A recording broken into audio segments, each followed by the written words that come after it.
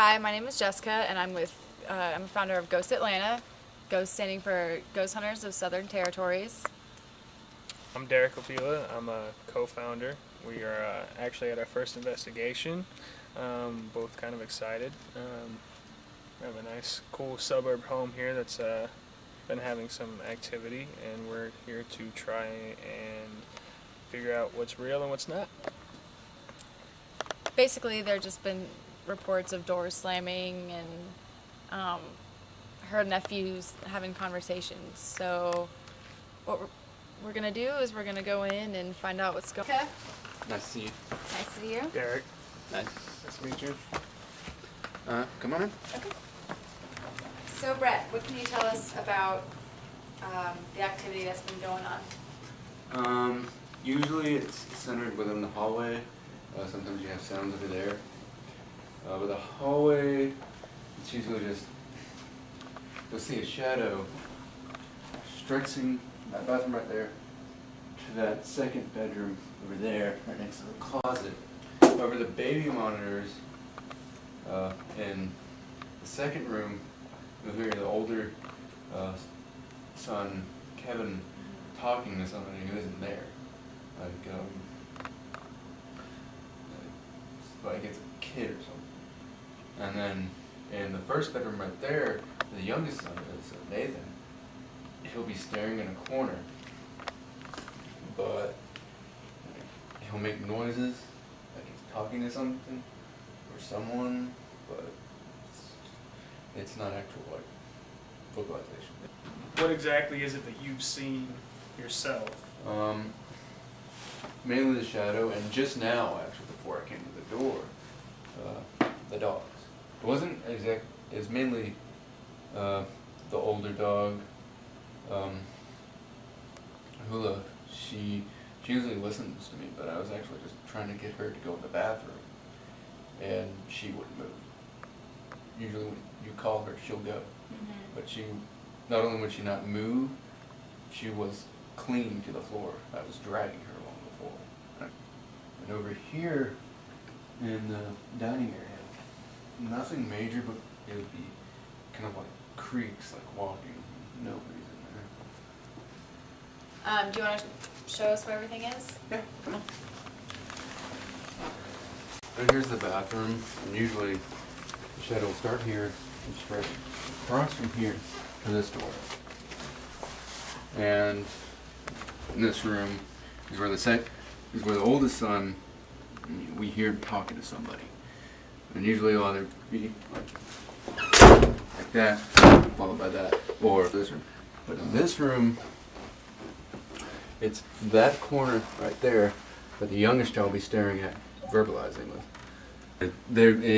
It's like there's somebody there. There's something. Like I'm saying right now, if you can hear the dogs, they're whimpering a lot. Usually it's just Usually it's just barking. And that's not a bark. That's a sort of a. So that's something they don't usually do when they're in that room? Yeah, usually it's just a bark. Do they get this way when people are here, though? Mm-mm. No. No, it's just a weird occurrence. Like they've been doing that, like ever since they've been in that room. Like after the second we put them in that room. She's never done this. I've never seen her do this. I call her, she comes, but she's clinging to the ground. We'll go ahead and get the equipment set up and begin our investigation, and we'll let you know what's up. Jess and Derek, EVP session in the baby's room, where the 2-year-old supposedly on this wall right here will just kind of turn around and just stare at the wall and say hi, like he's talking to somebody. So it is really warm in here because the air conditioning's off, so any kind of cold spots or anything we kind of any change in temperature we're obviously going to feel. Can you knock for me?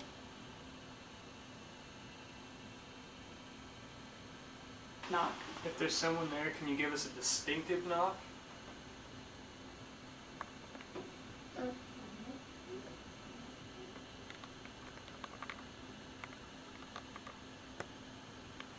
Did you guys hear that? Yeah. That was not the dog. That was not the dog. That was like a stomp. Or A second. that's what I heard. Put the dogs outside.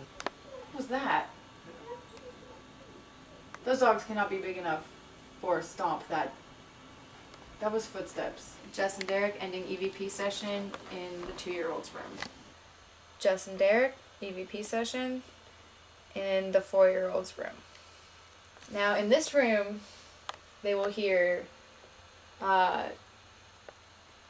Kevin is a 4-year-old. They hear him just having conversations. Like, knowing there's no one in here, they'll hear Kevin say, "It's me, Kev, you know me, remember me? You know me."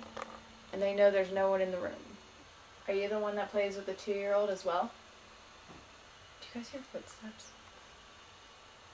It's the dogs. It's not the dogs. The dogs are locked away in a bathroom. Does it feel weird in here to you? I don't know what that is. That can't be the dogs. That's footsteps. Ending EVP session.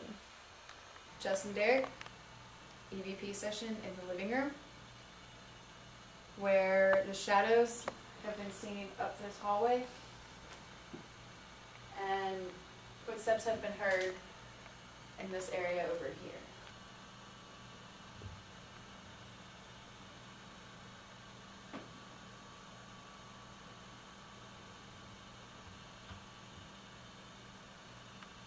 I heard footsteps coming from that side of the That's house. what I'm saying. That's what Close to the mic. I heard footsteps coming from the kids' rooms. Is there someone here? Are you in here? We know there are dogs on this side of the house. We know they're in here. We were down Dogs won't register. Right. We were down in the living room and heard footsteps on this side of the house. So right now I'm trying to figure out where they're coming from and how they're happening. Right. Standing right here, I felt like a cold little breeze, just like the vent's not on and the window's closed. So I went over to the 4-year-old's room to see if I could figure it out, and I heard it coming from the baby's room. So spent some time in there, and I felt a cold chill just kind of around my waist. Okay. See that wall? So you can still see it. It's right the there. discoloration almost kind of looks like You can see a person. It looks right, like a it looks like a person. Well, the baby talking to the wall, we just debunked. There's some discoloration on the walls, and it actually almost looks like a person. So, you know, to a baby with an overactive imagination, it would look like a person. That's the clock. Alright guys, let's wrap this. Research on the land itself around here, because I couldn't find anything specific about the house, but it's like kind of the history of Cherokee County. Like it was created in 1831 by the state legislature. It was named for the Cherokee Indians that occupied the area at the time. In 1819, the Cherokee Indians were forced to give up all their land east of the Chattahoochee River. Well, there was an Indian, his name was George Corntassel, and he was significant because he had murdered a white man on Cherokee land. Well, they tried him in Cherokee County, or in Cherokee courts, and they found him guilty. But he was granted a stay by the U.S. Supreme Court, so they couldn't execute him. Well, turns out the lovely state of Georgia didn't care. They murdered him. In May of 1838, that was the deadline for the volunteer removal of the Indians. So right after that, the U.S. forces began the roundup, which eventually led to the Trail of Tears.